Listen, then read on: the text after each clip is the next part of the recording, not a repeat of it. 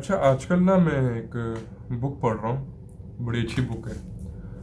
इस बुक का नाम है ये, परेशान होना छोड़िए और जीना सीखिए। इसमें काफ़ी लंबी लंबी बातें लिखी हुई हैं, काफ़ी ज़्यादा चैप्टर्स हैं इसके। लेकिन मैं एंड वाले चैप्टर में जो है ना, लोगों के एक्सपीरियंस और लोगों के तजुर्बात पढ़ रहा हूँ। और कुछ आपको पढ़ कर ना एक तजुर्बा सुनाता हूँ, पढ़ कर सुनाता हूँ। लिखा हुआ है कि मैं एक गैबाना आवाज़ से मुतासिर हुआ। मुझे एक गैब से आवाज़ आई है जिससे मैं मुतासिर हूँ। कहानी थोड़ी सी लंबी है, ज़रा गौर से सुनिएगा। मैंने 40 साल तक हिंदुस्तान में तबलीगी पढ़ी है। तबलीग में होता था, तबलीग करता रहा हूँ मैं इंडिया में। तो वहाँ मुझे कोई परेशानी नहीं हुई, हर किस्म की असाबी दबाव का सामना नहीं करना पड़ा। लेकिन 7-8 सालों बाद मुझ पर ज़हनी इतनी थकावट हो गई, इस कदर तारी हो गई कि मैं बेसुकून रहने लगा। बहुत ज़्यादा ना, बहुत ज़्यादा बेसुकून रहने लगा। और घर इसका अमेरिका में था। इंडिया में ये काम करता था, हिंदुस्तान में। घर इसका था अमेरिका में। अच्छा जी। मुझे 1 साल की छुट्टी लेनी पड़ी। मेरी इस कदर तबीयत ख़राब हो गई थी, 1 साल की छुट्टी लेनी पड़ी ताकि मैं अमेरिका जाके घर जाके थोड़ा सा आराम कर सकूं। लेकिन जब मैं अमेरिका से वापस आ रहा था तो जहाज़ में तकरीर के दौरान मेरी हालत फिर बिगड़ने लगी। जहाज़ में मेरी सफ़र के दौरान हालत फिर बिगड़ने लगी। और मैंने सारा सफ़र लेट कर तय किया, लेटा रहा सारे सफ़र में। अच्छा, अमेरिका में 1 साल गुजारने के बाद फिर मैंने हिंदुस्तान वापस आने के लिए रुखसत सफ़र बांधा। रास्ते में मनीला और तबलीग, मतलब रास्ते में तबलीग हो रही थी। मैं फिर पहुंचा तो मैं वहाँ पे रुक गया थोड़ी, रास्ते में तबलीग के लिए। तबलीग के दौरान मेरी हालत फिर से ख़राब होने लगी और डॉक्टर ने मुझे हिंदुस्तान वापस ना जाने का मशवरा दिया और कहा कि अगर मैं हिंदुस्तान वापस चला गया तो मैं बच नहीं सकूँगा। आपकी तबीयत इतनी ख़राब है, आपकी सेहत इतनी कमज़ोर हो चुकी है, आप वापस ना जाएं, आप घर पे ही रहें और सेहत का ख्याल रखें अपना ना। लेकिन मैंने फिर परवाह नहीं की और हिंदुस्तान जाने के लिए मैं तैयार हो गया। मुंबई तक पहुंचने के बाद मेरी तबीयत फिर ख़राब हो गई और मुझे आराम की शदीद तलब हो रही थी, शदीद आराम की ना। जब मैं दोबारा काम करने के लिए लौटा तो मेरी हालत फिर से ख़राब हो गई और मैं मज़ीद आराम करने के लिए एक दफ़ा पहाड़ी मकामात में जाना शुरू हो गया। पहाड़ी एरिया में, नॉर्दर्न एरियाज़ में ना, इंडिया में पहाड़ी इलाके में मैं वहाँ पर गया आराम करने के लिए। फिर ये कहता है कि जब मैं दोबारा आराम करने के लिए लौटा तो मेरी हालत फिर से ख़राब हो गई और मैं मज़ीद आराम के लिए एक दफ़ा फिर पहाड़ी मकामात पर चला गया। वापसी पर इतने लंबे आराम के बावजूद मैं अपना काम दोबारा शुरू ना कर सका और मेरी सेहत फिर से ख़राब हो गई। मेरे तमाम जिस्मानी पार्ट्स, अज़ा, ज़हनी, असाबी, जिस्मानी तौर पर बिल्कुल जवाब दे चुके थे और मुझे लग रहा था कि मुझे अपनी बाकी की ज़िंदगी सारी बेड रेस्ट पे गुजारनी पड़ेगी और मेरे अंदर हिम्मत ताकत ख़त्म हो चुकी है बिल्कुल। ठीक है, अब ये कह रहा था कि मुझे लग रहा है कि मुझे पक्का पक्का हमेशा के लिए वापस जाना पड़ेगा, मुझे रिटायरमेंट लेनी पड़ेगी, अपना सारा काम धंधा ख़त्म करना पड़ेगा। मतलब इतनी ज़्यादा सिवियर कंडीशन हुई हुई थी इसकी। फिर बताता है कि एक दफ़ा मैं घर घर वापस जाने लगा, मेरी सेहत बहुत ख़राब हो गई। तो एक दफ़ा ना मुझे बुलावा आया कि जी, काम से ना, जो ये तबलीग का काम करता था, तो उन्होंने इसको बुलाया। कहते हैं कि जी मुझे मुख्तलिफ़ मजलिसों के इंतज़ामात के सिलसिले में लखनऊ जाना पड़ा। वहाँ पर एक रात इबादत करते हुए मेरे साथ एक ऐसा वाक़या पेश आया जिसने मेरी पूरी ज़िंदगी को बदल कर रख दिया। मैं ख़ुद से बिल्कुल बेखबर होकर दुआ में मसरूफ़ था कि अचानक मैंने एक आवाज़ सुनी, जिस काम के लिए मैंने बुलाया है, क्या तुम इसके लिए तैयार हो? जिसको आवाज़ है, जिस काम के लिए मैंने तुम्हें बुलाया है, क्या तुम उसके लिए तैयार हो? मैंने जवाब दिया, नहीं मेरे अल्लाह, मेरे वसाइल और मेरी ज़िंदगी तो ख़त्म होने को है।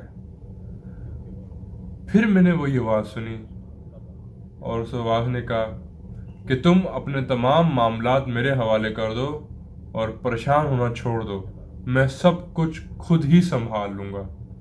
वाह, सुभान अल्लाह। मैं फ़ौरन बोल पड़ा, मेरे अल्लाह, मुझे तेरी नागबानी को कबूल करता है, मुझे तेरी नागबानी कबूल है।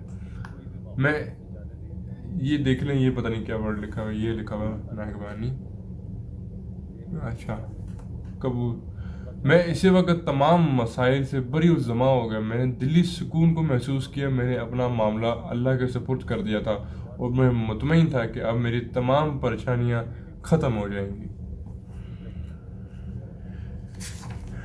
اسی خوشی سے میرے پاؤں زمین پر نہ ٹک رہے تھے. میں خوش بخوش اپنا سارا دن اپنے روزمرہ کے کام میں صرف کرتا اور ہر رات سکون کی نیند سوتا. مجھے ایسا محسوس ہوتا جیسے میرے تمام کام خود بخود ہو جاتے ہیں. اتنی لمبی مشقت کرنے کے باوجود مجھے کسی قسم کی تھکاوٹ نہیں ہوئی. پھر میں نے یہ بات تمام لوگوں کو بتانے کا فیصلہ کیا اور سب حیران رہ گئے اس واقعے کو. بیتے ہوئے کئی سال گزر چکے اور میری صحت اس قدر ٹھیک ہے کہ مجھے اپنی زندگی میں اتنی صحت مندانہ زندگی پہلے کبھی گزارنے کا موقع ہی نہیں ملا.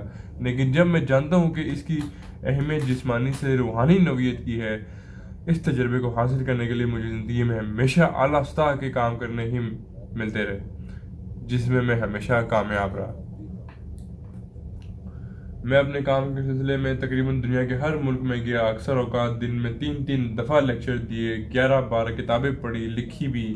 لیکن ان سب کے باوجود میں اپنی عبادت کے لیے جو میں نے ٹائم مقرر کیا ہوا تھا اس میں نے کبھی 1 منٹ کی بھی تاخیر نہیں کی عبادت.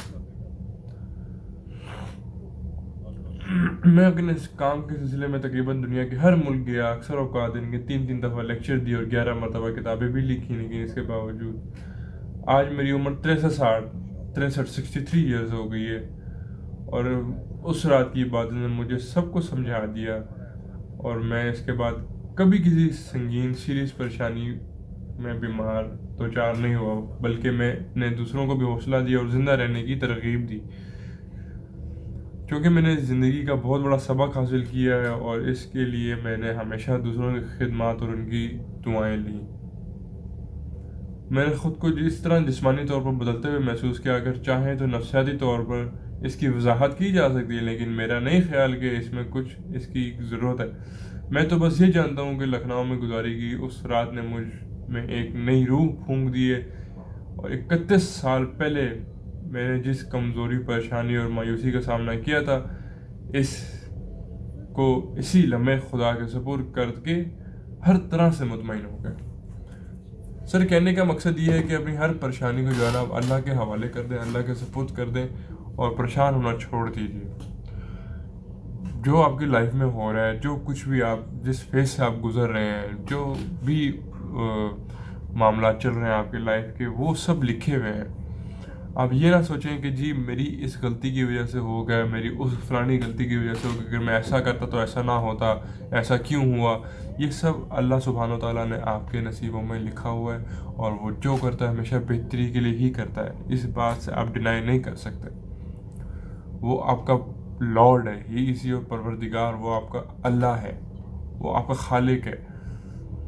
اپنے آپ کو اس کے سپورٹ کر دیجیے, اپنی ساری زندگی اس کے بتائے ہوئے کہنے پہ چلائیں, نماز کی پابندی کریں. انشاءاللہ سبحانہ تعالیٰ انشاءاللہ سارے معاملات ٹھیک ہو جائیں گے آپ کے. میرے صرف کہنے سے مجھے پتہ ہے کہ آپ لوگوں کو اتنا کوئی خاص فرق نہیں پڑے گا, لیکن میں آپ کو یقیناً لکھ کے کہتا ہوں کہ جی یہ جو کچھ بھی ہو رہے ہیں معاملات سارے, یہ سب اللہ کی طرف سے ہو رہے ہیں. یہ انشاءاللہ سب کے سب ٹھیک ہو جائیں گے. اچھا وقت بھی مجھے پکا یقین ہے کہ آپ میں سے کافی لوگوں نے اچھا وقت دیکھا ہوگا, اچھا وقت آپ لوگوں نے گزارا ہوگا. برا وقت بھی آگے گزر جائے گا, ختم ہو جائے گا. جس فیز سے اس وقت میں گزر رہا ہوں مجھے پتہ ہے, جس فیز سے ہم لوگ گزر رہے ہیں مجھے پتہ ہے. کبھی بھی کسی کو پریشانی اپنی نہ بتائیں, ہمیشہ اللہ پہ توکل رکھیں اور اپنے آپ کو بالکل اللہ کے حوالے کر دیں. ٹھیک ہے, سارے معاملہ ٹھیک ہو جائیں گے. بے روزگاری کوئی بات نہیں, نہیں کام کوئی بات نہیں, خیر انشاءاللہ بہترین نظام ہو جائے گا. بہت سے لوگ بہت زیادہ پریشانیوں میں اس وقت ہیں, گزر رہے ہیں. بہت سے لوگ ہر طرح کی پریشانی میں سے, میں سوچ بھی نہیں سکتا کہ اتنی زیادہ پریشانیوں میں سے آپ لوگ گزر رہے ہو گے. لیکن میری آپ لوگوں کو یہی ایک ایڈوائس ہے کہ نماز کی پابندی کریں اور اپنے آپ کو اللہ کے سپرد کر دیں, نیگیٹو تھاٹس کو نکال دیں. انشاءاللہ دیکھنا آپ کی زندگی بدلے گی, ضرور بدلے گی, اور انشاءاللہ بدلنی ہی ہے, اس نے بدلنا ہے. دس ول ٹائم پاس. اوکے, अगर आपको वीडियो अच्छी लगी है तो मुझे बताइएगा, मैं कल नया इसका पार्ट लेके आऊँगा, एक और स्टोरी आपके साथ शेयर करूँगा। और इसके काफ़ी ज़्यादा मफहूम है, काफ़ी ज़्यादा इसके चैप्टर्स हैं, बड़ी अच्छी किताब है लिखी हुई। और अगर आपको वीडियो अच्छी लगी तो मुझे काइंडली बताइए कि कल मैं आपके साथ एक नई स्टोरी शेयर करूँगा इसके साथ ही। मुझे दीजिए इजाज़त, आज का आना था व्लॉग, कोशिश करूँगा व्लॉग भी आ जाए, लेकिन अब तक के लिए इतना ही। मुझे दीजिए इजाज़त, अल्लाह हाफ़िज़।